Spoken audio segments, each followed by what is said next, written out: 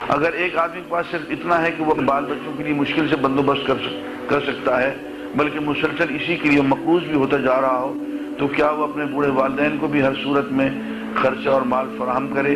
نہ کر سکے تو کیا نافرمان ہوگا؟ اس سوال کے جواب میں پہلے دے چکا ہوں۔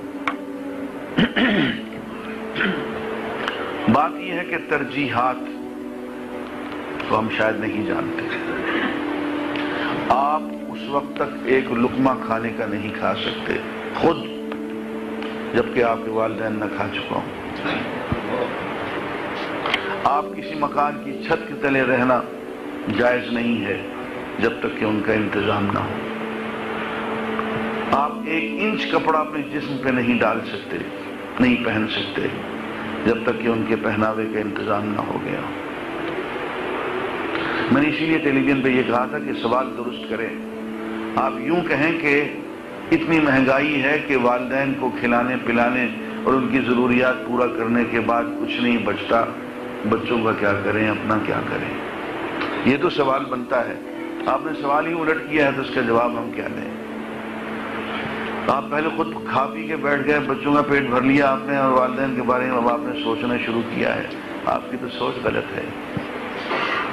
آپ نے بخاری کی وہ حدیث نہیں پڑھی جس میں 3 آدمیوں کا ذکر ہے کہ وہ غار میں گئے، بارش ہو رہی تھی، غار میں چھپ گئے، اوپر سے پتھر لڑھک کے آ گیا، غار بند ہو گئی۔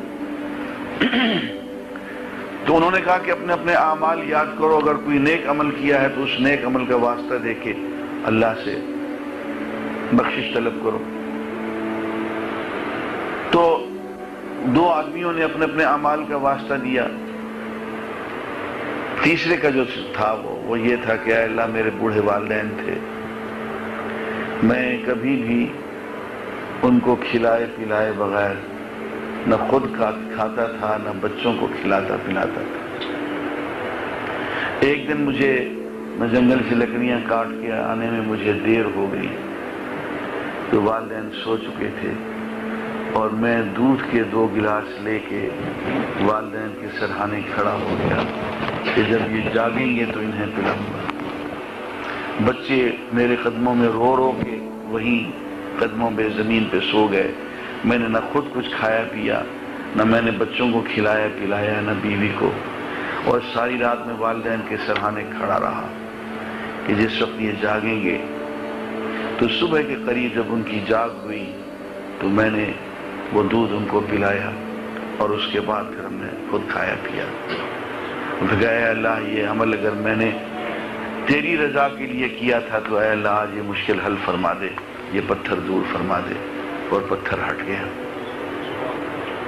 تو عزیزان گرامی، ہمیں اجازت نہیں ہے، اس لیے کہ والدین کے حقوق جو ہیں وہ حقوق نفس پہ فائق ہیں، وہ بیوی کے حقوق پہ فائق ہیں، وہ بچوں کے حقوق پہ فائق ہیں۔ تو جب تک کہ ہم ان کا انتظام پہلے نہ کر لیں، اپنا اور اپنے بیوی بچوں کا انتظام کرنا جائز نہیں۔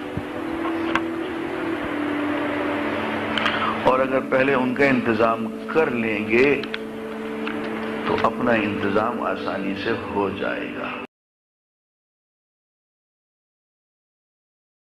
حضرت ابو ہریرہ رضی اللہ تعالیٰ عنہ فرماتے ہیں کہ ادب کا یہ عالم ہے احکام میں کہ والد کے آگے نہ چلو،